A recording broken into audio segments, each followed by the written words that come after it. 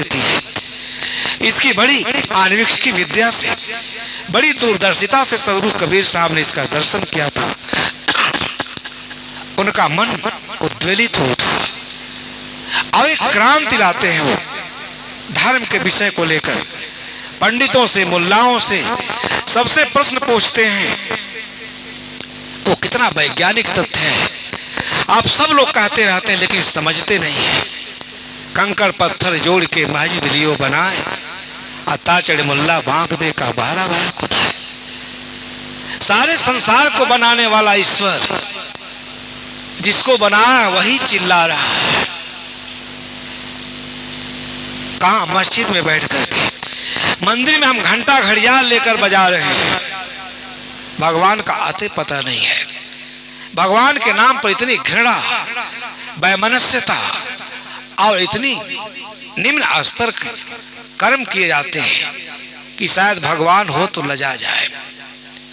आदमी कितना मूढ़ प्राणी है, अपने सारे कुकर्मों को कहां छोप देता है? ईश्वर के ऊपर थोप देता है।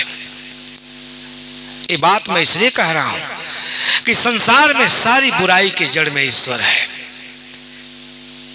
अब ईश्वरवादी हमसे नाराज हो जाएंगे। अगर ईश्वर ना होता, ईश्वर की कल्पना ना होती, मनुष्य अपने में विश्वास किया होता, भरोसा किया होता, आज संसार कुछ अलग ही होता। विलक्षण बात कह, लेकिन धर्म के अवैज्ञानिक मान्यताओं को लेकर हम इतने उलझ गए कि हमने अपनी सत्ता महत्ता ही गंवा दी।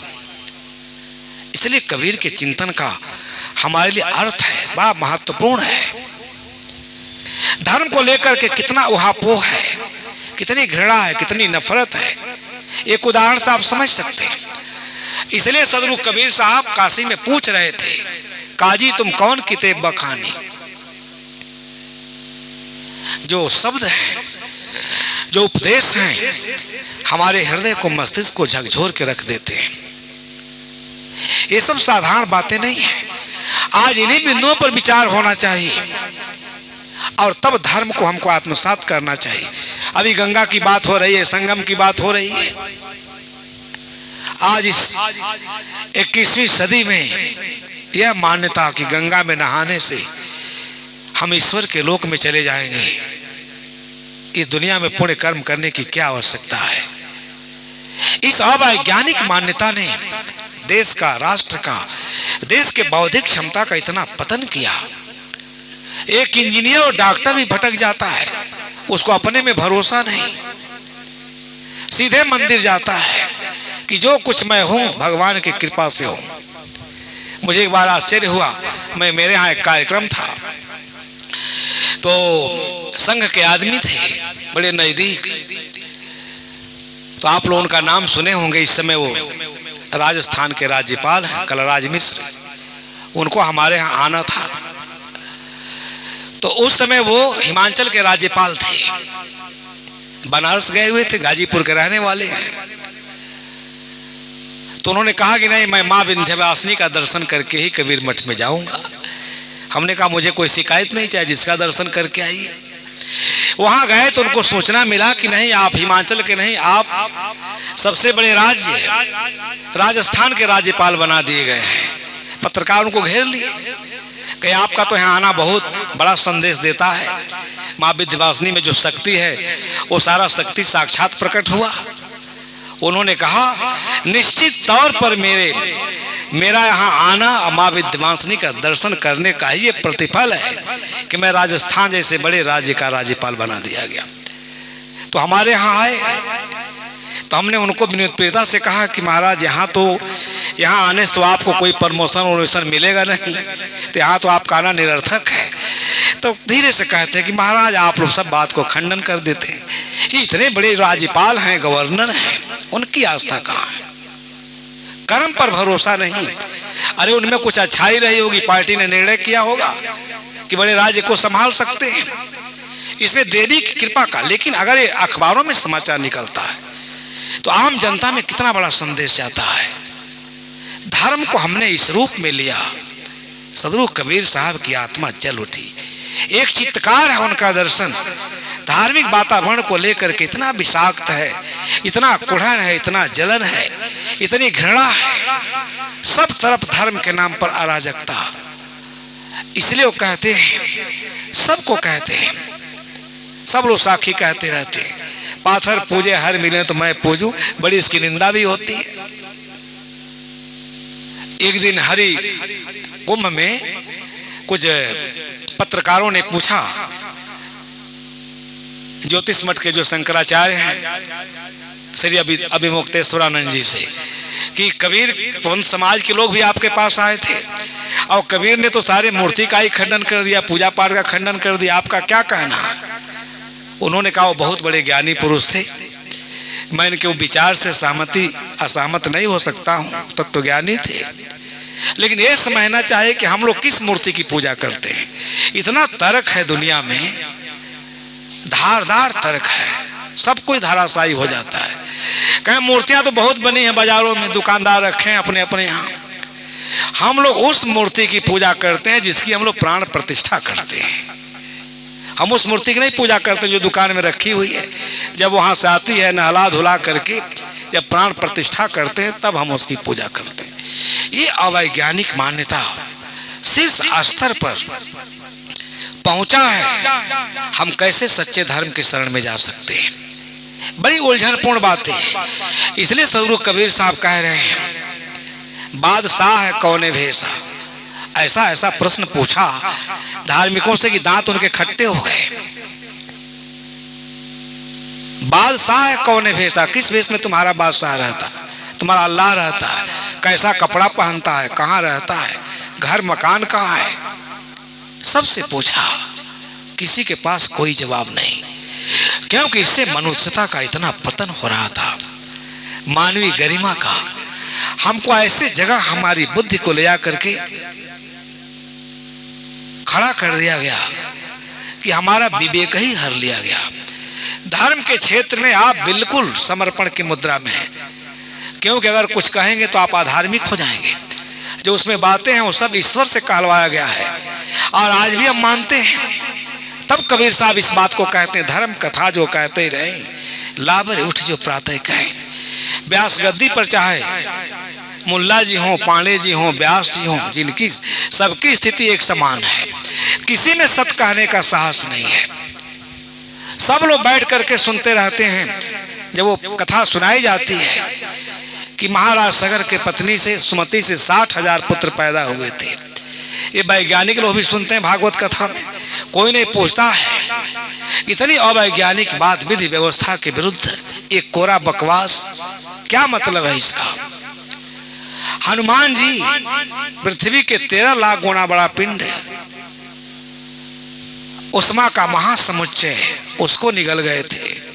हनुमान जी में शक्ति थी। ये बात किसी एक धर्म की बात नहीं है, सब जगह यही बात है। हम लोग बड़े गौरवान्वित होते हैं कि दौरवा बाबा खड़ाऊ पहन करके नदी पार कर जाते थे। एक ही बार में 10-10 जगह दिखाई देते थे हमारे महाराज जी। यहाँ बुद्धि का क्या करना, हत्या कर देना। क्या इससे धर्म की महिमा बढ़ेगी, गरिमा बढ़ेगी? इस प्रकार जहां जाइए उसी बीमारी के सब शिकार हैं। कहीं सत्य चर्चा नहीं, कहीं ज्ञान की चर्चा नहीं। ऐसा ऐसा ढोंग ढकोसला पुरुपाख्यान है कि सुन करके शर्म लगती है। और धर्म के किताब में लिखा गया है, ब्राह्मणस् मुखमासीद बाहु राजन्य कृत रुतदस्य पदाभ्याम शूद्रो अजायत। बताइए, ब्रह्मा के मुख से क्या ब्राह्मण पैदा हो गया? आपने कभी सुना होगा मुख से आदमी पैदा होता है? लेखकों ने पैदा कर दिया। कहाँ लिखा गया? धर्म के किताब में लिखा गया। अगर आप नहीं मानेंगे तो बहुत बड़े विधर्मी कहलाएंगे, नास्तिक कहलाएंगे, आपको समाज से बहिष्कृत कर दिया जाएगा। बताइए, भगवान पर सवाल उठाता है। छाती से सब छत्री पैदा हो गए, पेट से 22 लोग पैदा हो गए, और पैर से सारे शूद्र पैदा हो गए। इसलिए वो भक्ति नहीं कर सकते, मंदिर नहीं जा सकते, केवल कर्म कर है। सदगुरु कबीर की आत्मा फट गई थी, इसलिए उन्होंने इस विषय को बड़ी गंभीरता से लिया अपने चिंतन में, और सभी धार्मिकों के सामने जो प्रश्न खड़ा किया उसका कोई जवाब नहीं था। उनका दर्शन लाजवाब है। चारों तरफ घृणा का बीज, शूद्र पैदा होता, पैर से पैदा हो जाता है भगवान के। अब बताइए, कहीं पैर में गर्भ रहता हो, कान में, माक में, क्या कहा जाए? आदमी मुख से पैदा हो जाता हो। ये सब बातें धर्म की किताबें में लिखी गई, बिल्कुल अवैज्ञानिक, इसका कोई अर्थ नहीं, मतलब नहीं, मूल्य विहीन बात है। और उसको आज भी हम मोटरी बांध करके ढो रहे हैं। लोग कहा करते हैं कि ब्राह्मण जो है जन्म से ही पवित्र है, उसका मुँह ही पवित्र है, एक फूंक मार देता है, मंत्रोच्चार के बीच आप धन्य हो जाते हैं, कृत हो जाते हैं। हमको मानसिक रूप से इतना गुलाम बना दिया गया। अब इस गुलामी की जंजीर से बेड़ियों को तोड़ने में हमारे अंदर आज वो शक्ति सामर्थ्य नहीं है। कहां से है? मैं कभी कभी सोचता हूं कि दार्शनिक प्रवचन करूं। हमारे श्री गुलशन साहब आए हैं राजस्थान से, मेरा वीडियो बना रहे हैं। वो कह रहे हैं साहब कुछ सिगुफा छोड़िए, कुछ मसाला, ताकि लोग देखें। हमने कहा हमको हाईलाइट मत करो, जैसे हैं जहां वैसे ही ठीक है। लेकिन कहना पड़ता है, कितनी विकृतियां हैं, तथ्य का कितना अनादर हम लोगों ने किया है। एक पंडित जी के उदाहरण से मैं आपको बताना चाहूं कि धर्म की क्या स्थिति है इस देश में। जिस धर्म ने घोषणा किया था कि मनुष्य मात्र का एक बार समुद्धार का साधन धर्म है, उसके प्रकृति के परिष्कार का धर्म है, बुद्धि अनुभव गम्य, इतना सुंदर विश्लेषण है मनुस्मृति जैसे ग्रंथ में भी, जहां शूद्रों के बारे में घृणित दृष्टिकोण है। वेद पढ़ लेते हैं तो कान में क्या डाल देना चाहिए? शीशा डाल देना चाहिए। वेद के सूक्त अगर याद कर लें तो उनका जबान काट लेना चाहिए, ठीक से पढ़ना चाहिए। इस घृणित विचारों का कोई अर्थ नहीं, हमारे लिए कोई मूल्य नहीं। इसलिए कबीर के धर्म की आवश्यकता है। मनुष्य मात्र को उन्होंने एक दृष्टि से देखा। मनुष्य सिर्फ मनुष्य है, न ब्राह्मण है, न क्षत्रिय है, न शूद्र है, वो केवल मनुष्य है। अपने कर्म ज्ञान आचरण से वो किसी ऊंचाई को छू सकता है। इस धर्म की कबीर साहब ने व्याख्या की, लेकिन व्यवस्थावाद ने केवल सबके मस्तिष्क में जहर बोया। धर्म की परिभाषा तो मनु महाराज ने भी किया, धृति क्षमा शौचम द्रोह, धृति क्षमा शौचम, शौच इंद्रिय निग्रह, धीर विद्या सत्यम क्रोधो दशकम धर्म लक्षणम। ये कहा, ये परिभाषा गलत नहीं है। इसमें कहाँ जात पात की बात आती है, कहाँ छुआछूत की बात आती है। लेकिन क्या व्यवस्थावादियों ने इस परिभाषा को लागू किया? धृति क्षमा धैर्य होना चाहिए, ये धर्म का लक्षण है, कोई इसको इनकार नहीं कर सकता। शौच इंद्रिय निग्रह, इंद्रियों की शुद्धि, बाहर भीतर की शुद्धि, सत्यम क्रोधो, सत्य का आचरण, सत्य के लिए पूजा करना, प्रार्थना करना, सत्य के लिए अपना सब कुछ न्यौछावर कर देना, बाहर भीतर की शुद्धि, शौच इंद्रियों का निग्रह, क्योंकि सारे इंद्रियों का निग्रह न करने के कारण ही सारा पाप होता है, सारा अनर्थ होता है। ये दुस्त्याज विश्व रूपी नीच तृष्णा है, सारे इंद्रियों को ऐहिक भोगों में लिपायमान कर देती है। ये धर्म की परिभाषा मार्मिक है।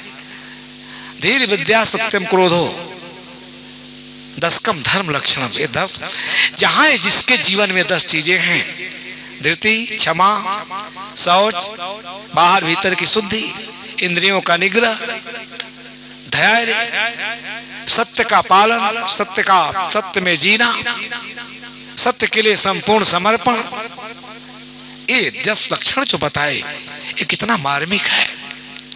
इसका प्रचार नहीं किया गया, केवल घृणा का बीज बोया गया। एक उदाहरण से मैं समझाऊं कि शूद्र की क्या स्थिति है इस देश में। उसे मंदिर नहीं जाने दिया गया। आप ये भी याद रखना कि सब के सब शूद्र हैं, चाहे भले किसी जात को लेकर के। ये कितना दुखद है। घोड़े की जाति है, बकरी की जाति है, गधे की जाति है, हाथी की जाति है, लेकिन मनुष्य, दुनिया हंसती हमारे ऊपर। यहाँ मनुष्य को भी हजारे टुकड़ों में बांट दिया गया। उसका पानी मत पियो, अछूत है, नरक जाओगे। ये मनुष्यता के साथ इस धर्म ने कितना घृणित अपराध किया। एक पंडित जी थे, समाज की व्यवस्था समझिए।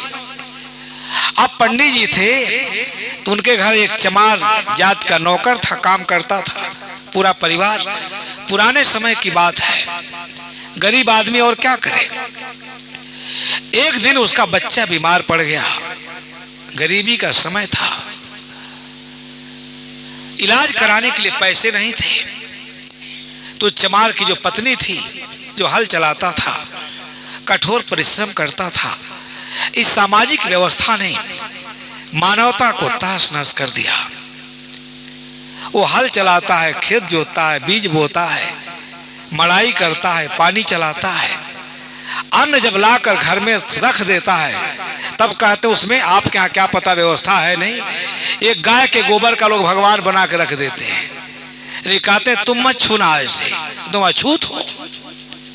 इस पर बहस होनी चाहिए, विचार होना चाहिए। ये धर्म के मर्यादा का उल्लंघन है। बंधुओं, अब बेचारी गरीब आदमी कुछ नहीं बचा, तो एक फूल की थाली थी, वो फूल की थाली लेके गई महाराजी के यहाँ और कही कि कोई पैसा रुपया नहीं, कोई उपाय नहीं, हम लोग रात दिन आपके यहाँ काम करते हैं, जो मजदूरी मिलती है उसमें किसी तरह से भरण पोषण हो पा रहा है, बच्चा बहुत बीमार है, इसको गिरवी रख लीजिए, कुछ पैसा दे दीजिए। महाराजी ने क्या की, सस्ता जमाना था, 2 रुपया दे दी, थाली रख दी। और हमारे यहाँ उत्तर प्रदेश में मिट्टी का अनाज रखने के लिए बनाया जाता है, उसे हम लोग कोठिला कहते हैं, डेहरी कहते हैं, आपके यहाँ भी कुछ कहते होंगे। और उस थाली को उसके बीच में ले आकर रख दिया, बढ़िया थाली थी, वही धन था, कहाँ सोना चांदी था उसके पास, गरीब आदमी। अब एक दिन झाड़ू लगा रही थी पंडित जी की बहू। अब पंडित जी बहुत बड़े कर्मकांडी, धर्मपरायण, शास्त्रों के अनुसार आचरण करने वाले, पूजा पाठ तो उनका इतना कठिन था कि छाया भी पड़ जाए शूद्र का तो उसमें पानी में स्नान न करें, कुआं पर चढ़ जाए। आप भी देखे होंगे, छोटी जात के लोग कुआं पर चढ़ जाते, बड़ी जात के लोग दूर खड़ा रहते थे। साहब जब प्रवचन में कहते थे, एक बार इसी छत्तीसगढ़ में वो नहा रहे थे और कोई आ गया पानी भरने के लिए, तो कोई साहू समाज के व्यक्ति ने कहा अभी चढ़ो मत, साहब नहा रहे हैं। तो साहब ने कहा, अरे आने दो, हम नहा रहे हैं ना, हम शुद्ध हो जाएंगे, तुम उतर जाओ, वही हमको नहलाएगी तो पवित्र होंगे। अरे मनुष्य है, कितना पवित्र मानवतावादी दृष्टिकोण है। बंधुओं, अब उस घर में वो बहू रानी झाड़ू वाड़ू लगा रही थी, देखी चमचमाती हुई फूल की थरिया, 1 नंबर की थाली, खूब बढ़िया से माय धो के पंडित जी को कही, बताइए सास माँ हमारी इतनी बुद्धिहीन है, इतना बढ़िया थाली चुरा के रखी है और बाबूजी इस थाली में खाते हैं। अब वो चमार घर की थाली को ले आकर के बहू माय धो करके अब पंडित जी को पारस करके दे दी। पंडित जी को क्या पता चमार की थाली है। अब पंडित इत्मीनान से भोजन किए, पूजा पाठ करके। अब भोजन करते समय सासू माँ कहीं से आ गई। उन्होंने कहा, अरे तुम लोगों ने तो इनका सारा धर्म ही नष्ट कर दिया। बहुओं को डांटने लगी, फटकारने लगी, बेहूदी कहीं का, नालायक कहीं का। बताओ, इस थाली में उनको भोजन देना चाहिए, वो चमारिन की थाली है, घर पर उसमें खाए हैं, तुमने तो इनका सारा धर्म ही नष्ट कर दिया। और जैसे पंडित जी सुने, लगे बैठ के उल्टी पलटी करने, कहे राम राम राम, छी छी छी, सारा धर्म मेरा गया, इन बहुओं ने मेरे को पथभ्रष्ट कर दिया, मेरे सारे धर्म को नष्ट कर दिया, अब मैं कहाँ जाऊं। आपके तो व्यवस्था बना दिए, पंचगव्य खा लेंगे तो आप ठीक हो जाएंगे। गाय का गोबर, गाय का मूत्र, गाय का दूध, गाय का दही, गाय का घी, इसको पंचगव्य कहा जाता है। बड़ी लोग प्रशंसा करते हैं। आपसे अगर कोई ऐसी घटना हो गई है, बैल मर गया है जल के, कुछ मर गया है, बिल्ली को मार दिए हैं, क्या व्यवस्था, इतनी शर्म आती है। तो लोग कहते हैं गले में रस्सी बांध करके धनी आदमी को, देखो तुमने बिल्ली मार दिया, पशु मर गया है, 50 घर में भीख मांग के खाओ, आप पंडित जी को ले खिलाओ, दान दक्षिणा करो, तब तुम उस पाप से मुक्त होगे। ये धर्म के बारे में लिखा गया। पंडित जी को तो इतनी उल्टी पलटी होने लगे वो बीमार पड़ जाएंगे। सब शास्त्र खोलने लगे रात को, कहाँ जाएं, किस गंगा में नहाएं, किस पंडित के पास जाएं, कौन सा अनुष्ठान कराएं। अब तो मेरा सारा धर्म गया। खोजते खोजते किताब मिला, उसमें था हरिद्वार में एक बहुत बड़े पंडित जी, बहुत बड़े धर्म शास्त्रों के मर्मज्ञ। ये तो खुद धर्म शास्त्रों के मर्मज्ञ थे, लेकिन पाप कटे तो कैसे। इतना ही पाप है कि शूद्र के थाली में खा लिए। महाराज जी ने कहा सतुआ भुक्का बनाइए और जल्दी हरिद्वार जाइए, कोई अनुष्ठान कराइए, नहीं तो आपका तो जीना दुभर हो जाएगा, आपका प्राणांत हो जाएगा। बताइए, शूद्र के थाली में खा लिए। अब पंडित चलने लगे हरिद्वार। पुराने जमाने की बात है। जाते जाते गांव में संध्या हो गया। पूछे भाई यहाँ कोई ब्राह्मण है, कोई सोचो कि ब्राह्मण है? ब्राह्मण ही घर में खाएगा। एक जगह तो पाप हुआ है, दूसरे जगह खा करके और महापाप कौन लेने जाए। लोगों ने कहा एक शुक्ला जी हैं, बड़े धार्मिक हैं, बड़े धर्मपरायण हैं, बड़े धर्मनिष्ठ हैं और बहुत बढ़िया भागवत की कथा कहते हैं, उन्हीं के यहाँ जाइए। बड़ी पवित्र परिवार है, शुचिता पवित्रता का बहुत ध्यान रखा जाता है, विशुद्ध वैष्णव लोग हैं, लहसुन प्याज तक नहीं खाते हैं, मसूर का दाल नहीं खाते, जब तक एकादशी नहीं बीतता तब तक बैगन नहीं खाते। पंडित जी गए उनके घर में, इतना बवंडल है धर्म के क्षेत्र में। जाते जाते पंडित जी को इतना पैदल चले थे, बुखार आ गया, फीवर आ गया, सर में दर्द, शरीर में दर्द। पंडित जी मिले, बड़ा आदर भाव किए, कहे मैं काशी से आ रहा हूँ, काशी का ब्राह्मण हूँ। अपनी आप बीती सुनाए कि महाराज मैं शूद्र के थाली में खा लिया हूँ, चमार के थाली में, मेरी काया कैसे पवित्र होगी, मेरा भक्ति भाव धर्म सब नष्ट हो गया है, रात्रि विश्राम करने दीजिए, कल हमको हरिद्वार पहुंचना है। महाराज ने सेवा शुश्रूषा किया। रात को बुखार बहुत चढ़ गया, बुखार के दर्द से कराहने लगे। कहे कोई दवा करे, मेरा लड़का खुदे वैद्य है कि वहां परेशान है। लड़का आया, देखा, नाड़ी वाड़ी पकड़ा, वो एक गोली रखता था, बहुत बढ़िया आयुर्वेद की गोली थी कि किसी को मुंह में डाल दे, थोड़ा सा आदमी चुभला ले, बुखार उसका ठीक। पंडित जी को कहा कि महाराज इस गोली को आप चुभलाइए। तब तक दूसरे तीसरे मरीज को देखने लगा, बहुत लोग आए थे। अब पंडित जी सोचे इसके खाने सारा बुखार दूर हो जाएगा, वो तो एक ही गोली थी उसके पास, उसी गोली से सबका बुखार ठीक करता, सबको खिला खिला करके। जैसे आप जाएंगे डॉक्टर के यहाँ, दांत के यहाँ डॉक्टर जाएंगे, तुरंत उठाएगा, टना टन आपके दांत पर भीतर सब घुसा देगा। वो मुसलमान का है, हिंदू का आज भी स्थिति है। वो तो डॉक्टर था बेचारा, एक ही गोली थी, सबको ठीक करता था, जो भी बुखार से पीड़ित जाता था सबको चटा देता था, सबका बुखार ठीक, फिर धो धा के रख देता था। अब पंडित जी पाए, अब वो सब गोली पूरा कूच कांच के खा गए। आया, कहा महाराज हमारी गोली दीजिए। कहा भैया तुमने दिया चाटने के लिए, हम तो गोली कूच कांच के, इतनी बड़ी गोली सब खा गए। डॉक्टर ने कहा महाराज आपने तो हद कर दिया, एक ही गोली बड़ी मुश्किल से बनाए थे, जितने मरीज आते थे, हिंदू मुसलमान सिख ईसाई डोम चमार, सबको चटा चटा के मैं सबका बुखार ठीक करता था, आपने तो सब दवा ही खा गया। पंडित जी कांप उठे, कहे केवल चमार का खाए थे, इसने तो डोम चमार शुद्ध सबका जूठा खिला करके अब मैं किस गंगा में जाऊं, कोई जगह नहीं बचा।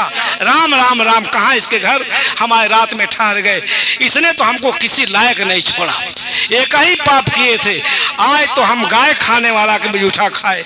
ईसाई भी यही दवाई खाता है, डोम भी खाता है, गाय खाने वाले का, सुअर खाने वाले का, सबका जूठा इसने खिला दिया। इसके लिए तो कोई व्यवस्था ही नहीं। रात भर बेचारे सो नहीं सके। जब न मैं हिंदू रहा, न मुसलमान रहा, न पंडित रहा, मैं तो किसी जाति गोत्र का रहा ही नहीं। सवेरा हुआ, जल्दी जल्दी नहा धो के, कैस चांडाल का घर जल्दी छोड़ना चाहिए, ब्राह्मण के नाम पर एक कलंक है, हमको किसी लायक नहीं छोड़ा। पंडित जी उनके पिताजी बड़े आग्रह करने लगे, कहे नहीं चुप चुप चुप, बिल्कुल चुप हो जाओ, तुम्हारे घर रहना हमारे लिए काल बन गया, अब तो मेरा जीना दुश्वार है, मैं कहाँ जाऊं। चलते चलते शाम को पहुंचे हरिद्वार, जिस पंडित जी का पतरा लिए थे, पता वता लेकर पहुंचे, उनके घर पहुंचे। पंडित जी ने बड़ा आदर सत्कार किया, हाल चाल पूछा, कुशल क्षेम पूछा। ब्राह्मण थे ही, ये भी विद्वान ब्राह्मण थे, शास्त्रों के मर्मज्ञ थे, वो भी शास्त्रों के मर्मज्ञ, अपनी आप बीती सुनाए। पंडित जी ने कहा, क्योंकि धर्म शास्त्रों में तो सब जगह जगह होती है, आप जानते ही हैं, ऐसी कहीं जगह नहीं इसमें खिड़की दरवाजा ना हो, आपका शादी विवाह ना हो रहा हो, 27-28 के लड़के मंगला मंगली मिल जाएं, पंडित जी किसी खिड़की से जरूर रास्ता निकाल देते हैं, शादी विवाह करा देते हैं, क्योंकि आप में हिम्मत नहीं है, आप जरूर जाओगे। बंधु वहां पहुंचे, खूब अर्थपूर्ण बात हुई, महाराज जी ने खूब आश्वासन दिया, कोई चिंता की बात नहीं, अनजाने में अनर्थ हो जाता है, भूल चूक हो जाता है, हमारे पास व्यवस्था है, कल आपका अनुष्ठान करेंगे। 5,051 रुपया लगेगा, यहाँ सब बनाना पड़ेगा। और जब दोनों में चर्चा हो रही थी तो उनकी दूसरी पत्नी बड़ी कान लगा के सुन रही थी। पंडित जी 2 पत्नी रखे थे, एक मुस्लिम औरत को रखे थे, और मुस्लिम औरत को बाल बच्चा रह गया। बहुत दिनों से प्रेम प्रसंग चल रहा था। आज जब बच्चा आ गया, समाज का इतना डांट पड़ा, दबाव पड़ा कि पंडित जी को उस मुसलमानी को अपने घर ले जाना पड़ा। एक किनारे रख दिए थे, अब बच्चा था तो कहाँ फेंकेंगे। वो मुसलमानी दोनों के जो विद्वतापूर्ण वार्ता हो रही थी, एक इतना अनोखी बातचीत चल रही थी। सोचने लगी कि दोनों के दोनों हमारा पति ब्राह्मण बहुत बड़े विद्वान हैं, हमारे लिए भी कोई रास्ता निकाल सकते हैं। जो आए हैं ये पंडित जी लगता बहुत बड़े धर्म के मर्मज्ञ, ये सबको परम पवित्र कर सकते हैं। कान लगा के सुन रही थी और खूब इन लोगों में सारगर भी चर्चा चल रही थी। बिल्कुल चिंता न करें महाराज, कल मैं शुक्ल यजुर्वेद का पाठ कर दूंगा और सब आपका इतना दोष पाप है, पंचगव्य खिला दूंगा, 10 दिन हरिद्वार में नहवाऊंगा, बिल्कुल पवित्रात्मा पुण्यात्मा महाब्राह्मण बना के मैं आपसे भेजूंगा। क्यों नहीं पाप कटेगा, अनजाने में हो गया है। अरे इतना सुन रही थी, लोग आपस में खूब मशगूल थे। दौड़े दौड़े आती है, काशी वाले पंडित जी को प्रणाम करती है, कहे महाराज आप बहुत बड़े विद्वान हैं, मनीषी हैं, आपकी बात से मुझे लगा कि मेरी समस्याओं का समाधान कर देंगे। ये पंडित से मुझे एक लड़का हो गया है, मैं मुसलमान हूँ, आप बताइए उसका सुन्नत कराऊं कि जनेऊ कराऊं, जल्दी हमारे समस्या का समाधान बताइए। अब तो सब लोग हिल गए। पंडित सोचे राम राम राम राम, ये तो सबसे बढ़िया था वहीं नहा धो के चुप रह गए होते, हमारा सारा पाप कट गया होता। चले थे पाप धोने के लिए, जहां गए वहां महाविधर्मी, महापापी, महाकुलक्षणी। अब तो हमारा जीवन किसी काम का रहा ही नहीं, क्योंकि जाते वही मुसलमानी पानी वानी पिला दी थी, खाना पीना परस के दे दी थी, उसके हाथ का खा लिए थे। अब इतना दुत्कारने लगे। पंडित जी कैसे दुत्कारें, स्वयं को इतना दुत्कारने लगे, इतनी लाचारगी बेचारगी में कि बताइए विद्वान है, मुस्लिम औरत रखा है, एक बार नालायक नहीं बताया कि मैं मुसलमान हो गया हूं। उसका जूठा खाया है, सहवास किया है। अये नालायक हमको बताइए, वेद शास्त्र का बात बता रहा है, पूजा पाठ का बता रहा है, कितना गंदे नेचर का आदमी है। हमारा तो कुछ भी नहीं बचा, इससे बढ़िया चुप्पे काशी जी में नहा लिए होते, थरिया और माय लिए होते, हमारा जीवन जैसा का था वैसा था। ये धर्म की महिमा में कहा जाता है। धर्म ने मनुष्य को कितना नीचे गिराया है, आप इसकी कल्पना कर सकते हैं। इन सारी चीजों से देश का, राष्ट्र का, धार्मिक वातावरण का कितना नुकसान हुआ। छुआछूत, जात पात, आप देख ही रहे, मंदिरों में मरे हुए चाम का नगाड़ा बजता है, खूब बजा के पूजा करते हैं शंकर जी का, विष्णु भगवान का।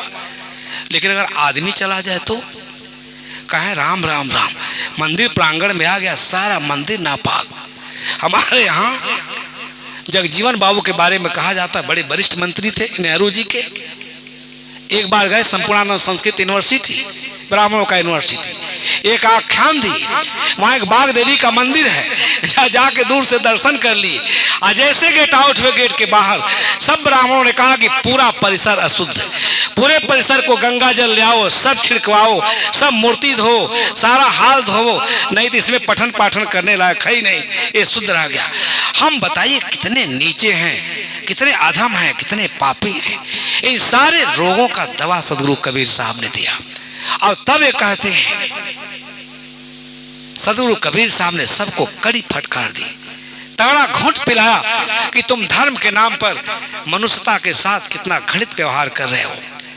ये नरक है, अपने आत्मा को शुद्ध करो, अपने दृष्टिकोण को बदलो, परिवर्तन लाओ, मनुष्यता का व्यवहार करो, करुणा का व्यवहार करो। सब मनुष्य हैं,